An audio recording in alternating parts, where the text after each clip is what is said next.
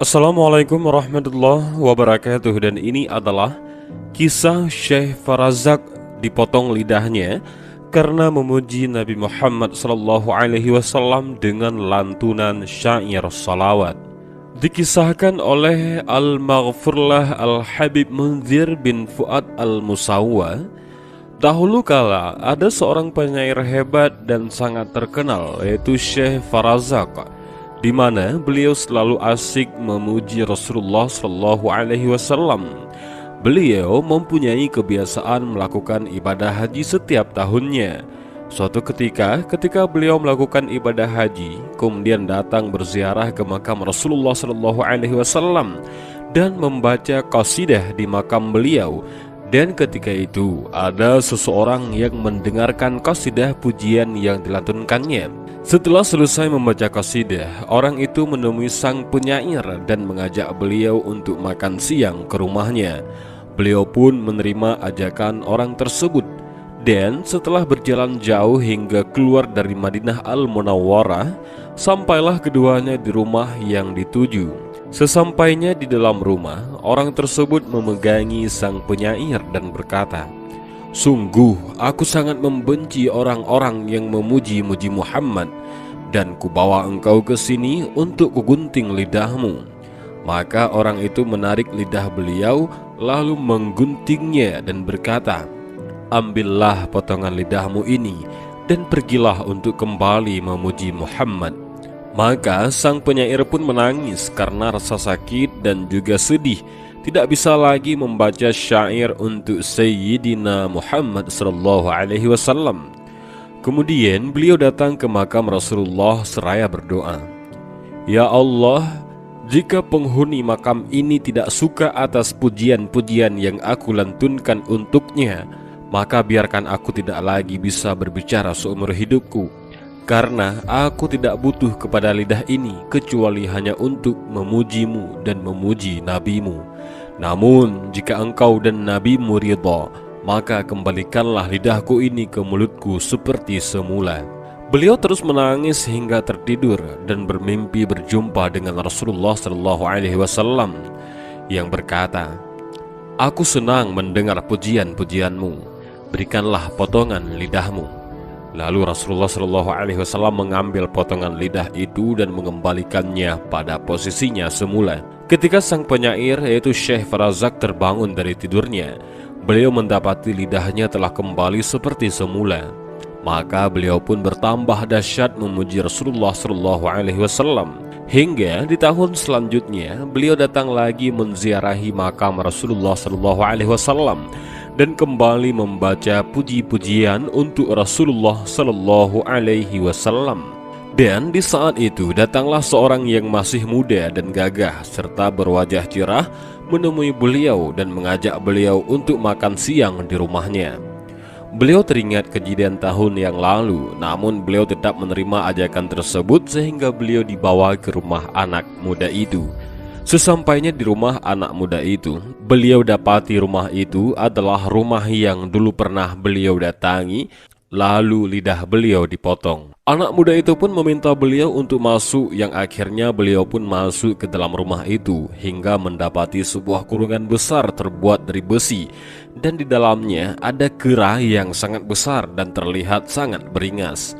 Maka anak muda itu berkata, "Engkau lihat kera besar yang ada di dalam kandang itu? Dia adalah ayahku yang dulu telah menggunting lidahmu."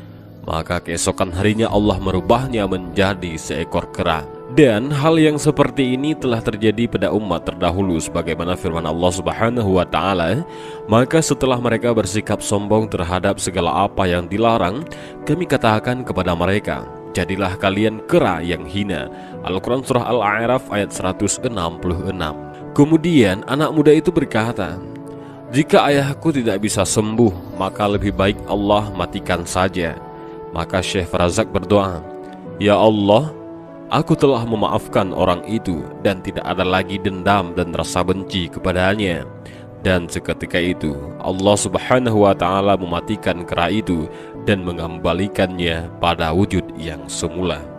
Dari kejadian ini, jelaslah bahwa sungguh Allah Subhanahu wa Ta'ala mencintai orang-orang yang suka memuji Nabi Muhammad Sallallahu Alaihi Wasallam. Karena pujian kepada Nabi Muhammad Sallallahu Alaihi Wasallam disebabkan oleh cinta, dan banyak memuji kepada Nabi Muhammad Sallallahu Alaihi Wasallam berarti banyaklah pula mencintai beliau. Dan semakin banyak orang yang berzikir, berselawat dan memuji Nabi Muhammad Sallallahu Alaihi Wasallam, maka Allah akan semakin menjauhkan kita, wilayah kita dan wilayah-wilayah sekitar kita dari musibah, dan digantikan dengan curahan rahmat dan anugerah dari Allah Subhanahu wa Ta'ala. Selawat merupakan ibadah mulia. Allah dan para malaikatnya juga menghaturkan selawat kepada Nabi Sallallahu Alaihi Wasallam sebagaimana firman-Nya, sesungguhnya Allah dan malaikat-malaikatnya berselawat untuk Nabi. Hai orang-orang yang beriman, berselawatlah kamu untuk Nabi dan ucapkanlah salam penghormatan kepadanya. Al-Quran Surah Al-Ahzab ayat 56. Dalam tafsir Ibnu Katsir dijelaskan mengenai ayat tersebut bahwa Imam Bukhari mengatakan dari Abu Awliyah telah mengatakan bahwa yang dimaksud dengan selawat dari Allah ialah pujiannya kepada Nabi Muhammad SAW di kalangan para malaikat. Dan selawat dari para malaikat ialah doa mereka untuk Nabi Muhammad SAW. Dan berikut ini beberapa keutamaan membaca selawat Nabi. Yang pertama, mendapat syafaat. Dari Abdullah bin Mas'ud bahwa Rasulullah SAW pernah bersabda, orang yang paling berhak mendapat syafaatku kelak di hari kiamat adalah orang yang paling banyak membaca selawat untukku. Yang kedua, mendapat keutamaan. Nabi Muhammad SAW pernah bersabda, sesungguhnya orang yang lebih utama bersamaku di hari kiamat adalah orang yang paling banyak berselawat kepadaku. Dalam riwayat lain disebutkan diangkat derajatnya.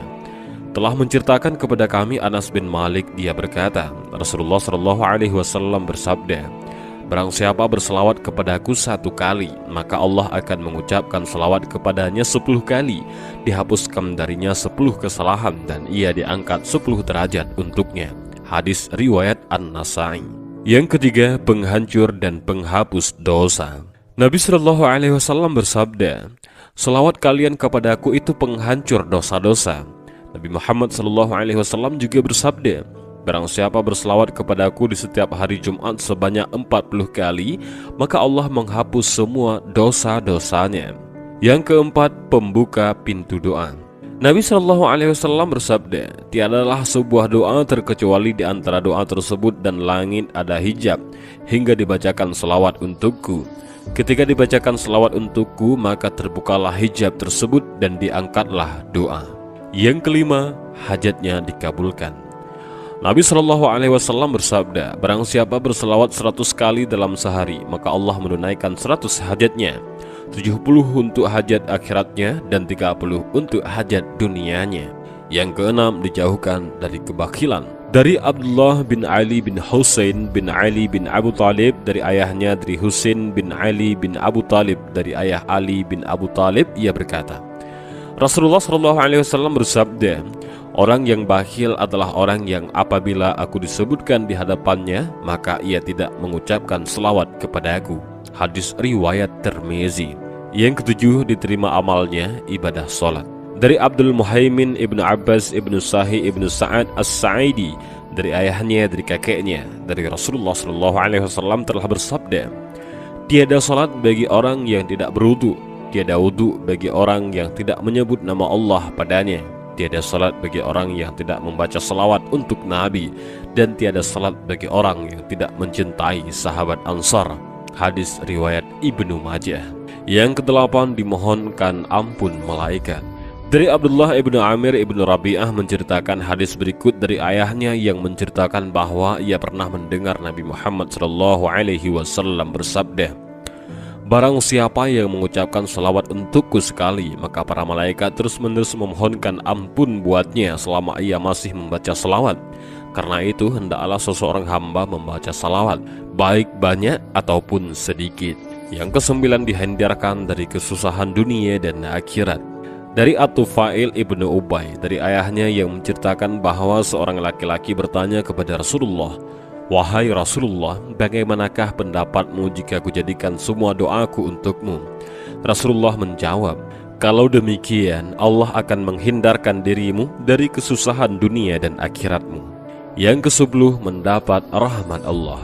Dari Abdurrahman ibnu Auf yang mengatakan bahwa Rasulullah Shallallahu Alaihi Wasallam bangkit lalu menuju ke arah kebun kurma hasil zakat. Kemudian beliau masuk ke dalamnya dan menghadap ke arah kiblat lalu bersujud. Beliau melakukan sujudnya dalam waktu yang cukup lama, sehingga aku menduga bahwa Allah Subhanahu wa Ta'ala telah mencabut nyawanya dalam sujud itu. Aku mendekatinya dan duduk di dekatnya. Maka beliau mengangkat kepalanya dari sujudnya dan bersabda, "Siapakah orang ini?" Aku menjawab, "Abdurrahman." Nabi Shallallahu Alaihi Wasallam bertanya, "Ada perlu apa?" Aku menjawab, "Wahai Rasulullah, engkau telah melakukan sujud cukup lama dan saya merasa khawatir bila Allah mencabut nyawamu dalam sujudmu itu." Maka Rasulullah bersabda, "Sesungguhnya Jibril telah datang kepada aku dan menyampaikan berita gembira kepada aku bahwa Allah telah berfirman ditunjukkan kepada aku, barang siapa yang mengucapkan salawat untukku, maka dia akan mencurahkan rahmat dan berkahnya kepadanya. Dan barang siapa yang mengucapkan salam penghormatan kepada aku, maka dia akan membalasnya. Karena itulah aku bersujud kepada Allah sebagai ungkapan rasa syukurku kepadanya." Yang ke-11, diberi selawat 10 kali. Nabi Shallallahu Alaihi Wasallam bersabda, "Barang siapa berselawat kepadaku sekali, maka Allah memberi selawat untuknya 10 kali." Yang ke-12, masuk surga. Nabi Muhammad SAW bersabda, "Barang siapa berselawat kepadaku 1000 kali, maka tak akan meninggal dunia sehingga diberikan kabar gembira masuk surga." Yang ke-13, tidak disentuh api neraka. Nabi Muhammad SAW bersabda, "Barang siapa berselawat kepadaku 1 kali, maka karenanya Allah berselawat 10 kali baginya. Barang siapa berselawat kepadaku 10 kali, maka karenanya Allah berselawat 100 kali baginya. Dan barang siapa berselawat 1000 kali, maka tak akan disentuh api neraka. Barang siapa berselawat kepadaku 100 kali, maka karenanya Allah berselawat 1000 kali baginya." Dan demikianlah kisah dan keutamaan selawat. Mudah-mudahan dari video ini kita bisa mengambil beberapa pelajaran dan hikmah. Mudah-mudahan juga video ini bermanfaat bagi kita semua. Amin ya rabbal alamin. Wallahu a'lam bishawab. Assalamualaikum warahmatullahi wabarakatuh.